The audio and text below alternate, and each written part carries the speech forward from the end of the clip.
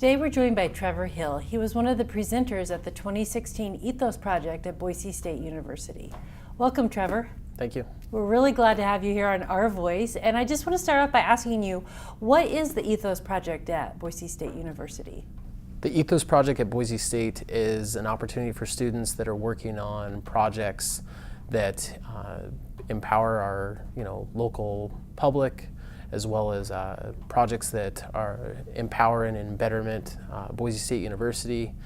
It helps give you a voice to be able to be heard and allows you to present not only to the Boise State populace, but as well as the public that's allowed to come in and see the Ethos Project. In a sense, it's almost a kind of like Boise State's own version of TED Talks. Oh, okay, in a that's sense. great. And I know that there is a large group of students that apply for that and only a few are selected. So how were you selected for that? I had seen an email come through while I was in class that the Ethos Project was happening. I saw it as an opportunity to get up and speak about what I've been working on. So how did the honor of being one of the few selected to present at the Ethos Project, how did that honor help you in what you were doing and encourage you to keep going with 0 Hour Expedition?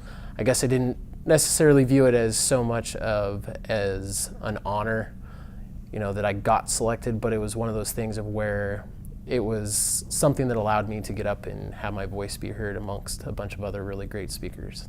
Okay, so what was your project that you shared? My project is my nonprofit, 0 Hour Expeditions.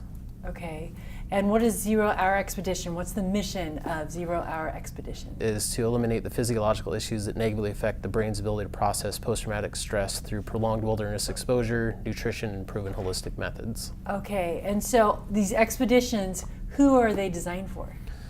I've designed these 30-day expeditions to take veterans that are dealing with post-traumatic stress out into the wilderness for 30 days at a time in order for them to be able to process and work through the different things that they've been through over the years. When we deploy over to Iraq and Afghanistan, we come home in less than 24 hours and you're right back into the mix of life and going to work or going to college and just kind of juggling life in general, and we never actually get the opportunity to just get away and just process everything we've been through. So this is something that I've designed to kind of give a platform for veterans to be able to have that opportunity to process through everything.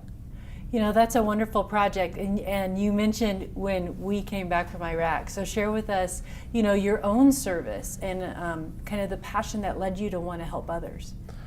I guess with having been in the military and the Marines and serving not only my country but also serving next to some of the greatest people I've ever met, it was a matter of coming home and losing a big part of that bond and that camaraderie. And for myself, the transition of coming home was something that was very unique and very different.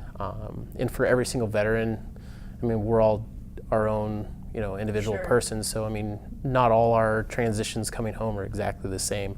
And how 0 Hour was started was I had reached a point in my life to where I was really struggling with my identity. Mm-hmm. When you get out of the military, there's a huge part of your identity is in that uniform, and when you go from being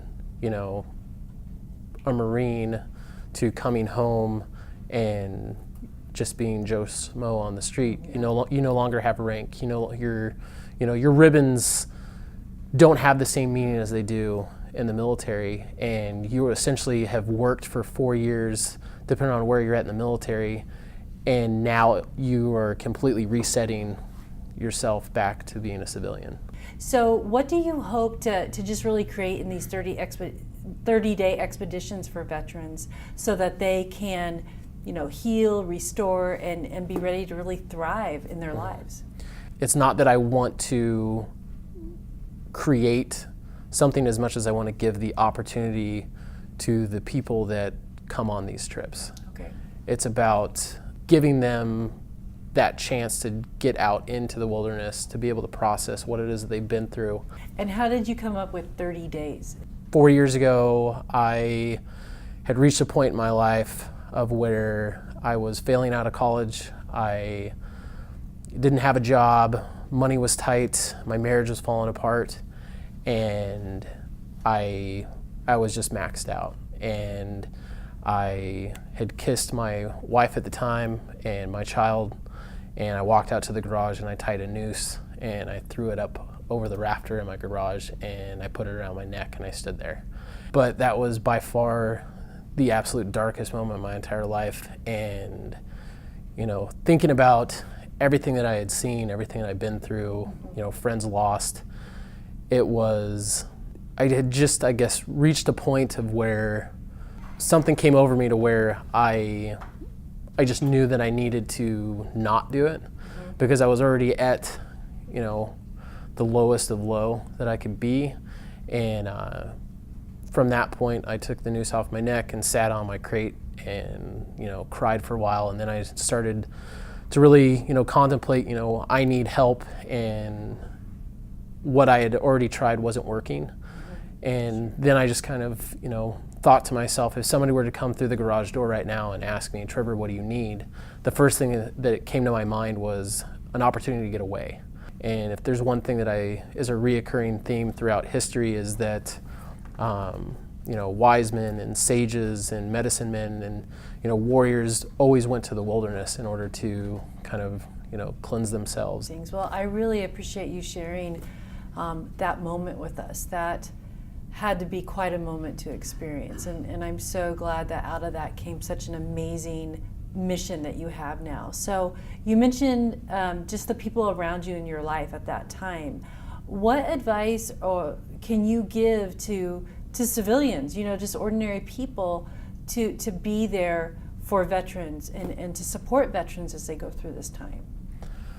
The one thing I would say is just to ask a veteran what they need. And I wouldn't even say that it's just, you know, asking a veteran what they need. I mean, ask people in general what they need. At the end of the day, regardless of whether or not someone has served in the military or has not served in the military, we're all human beings. Just in general, what I would say is ask people what it is that they need, instead of us, you know, in our own mind thinking we know how we want to help someone. Just ask them what they need, rather than, you know, just kind of providing something for them.